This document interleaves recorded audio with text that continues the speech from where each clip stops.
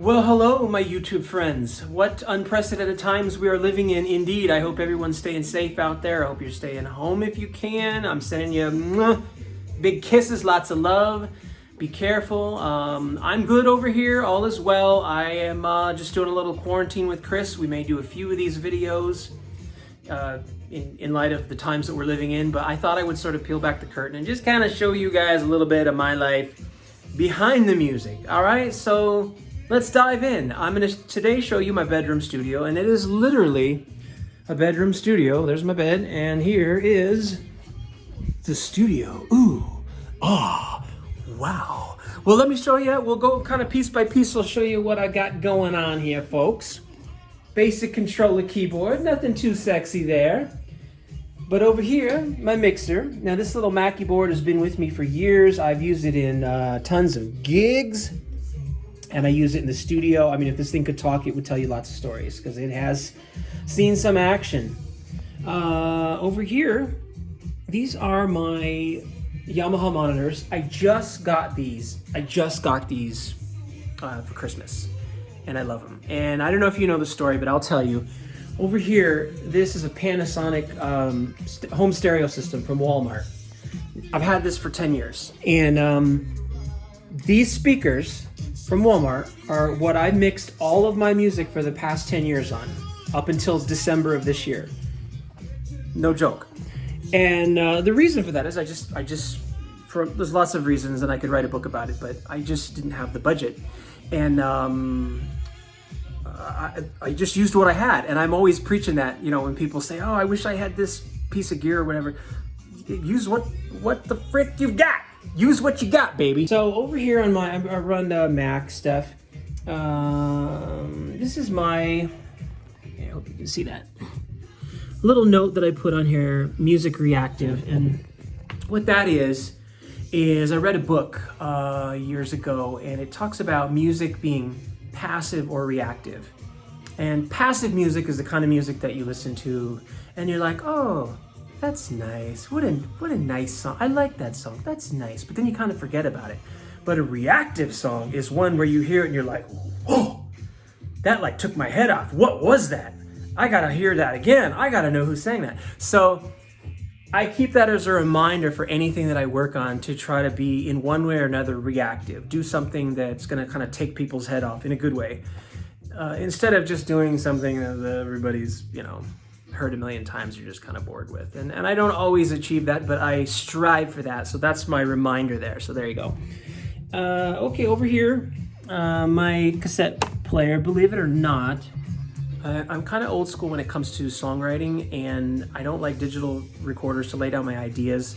So I use a cassette, and I'll just kind of hum, you know, the idea of the song, a melody or a lyric or whatever, and I like it. I like it. I have a sort of a romantic thing with cassettes and vinyl, and so it's yeah. Anyway, okay. So then here I have the Cork Prologue. I've had this now for about a year, and it's honestly been a little bit of a game changer for me. I didn't even turn it on for you guys, but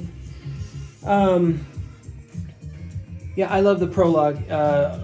I'm a really big synth guy any way you slice it, and so the Prologue is great because it enables me to customize patches, and I mean I haven't even begun to really tap into what I want to do with this sucker. So, and then my latest piece of gear, this is the Akai MPC-1, and it's quite sexy, I will admit. And I acquired this recently, and just in the last month, and I love it. You know, you see people like finger drumming and stuff and doing trap beats and all that.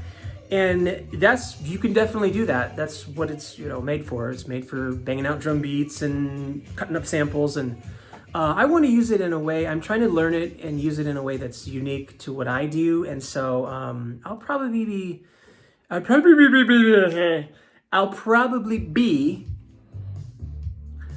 using it as, I'll be using more acoustic drum samples in it and just kind of popping away at those, so yeah.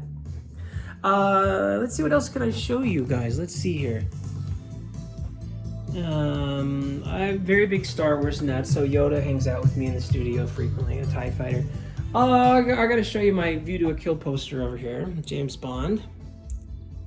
Quite sexy.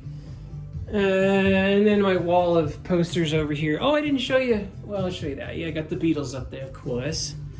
I got this mic too. I use this for like live recordings.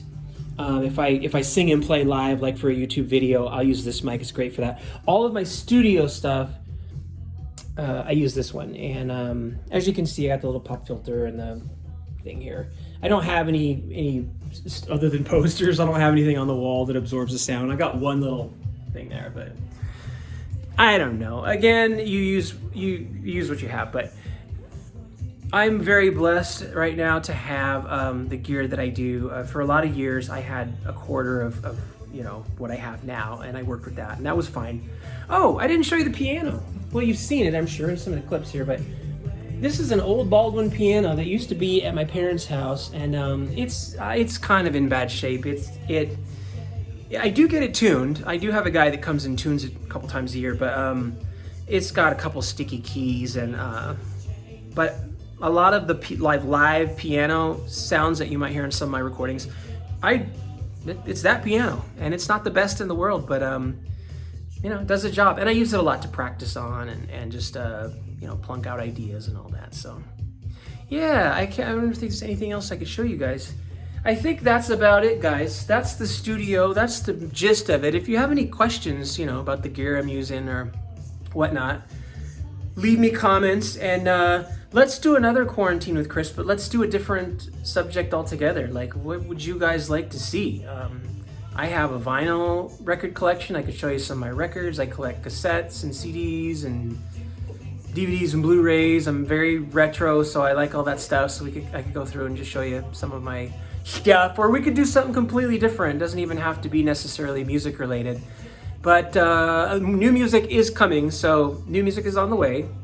Have no worries. But in the meantime, let's do some more of these. Let me know what you guys want to talk about or what you want me to talk about, and we'll do it. All right, stay safe, my friends. I will see you soon. More music on the way soon.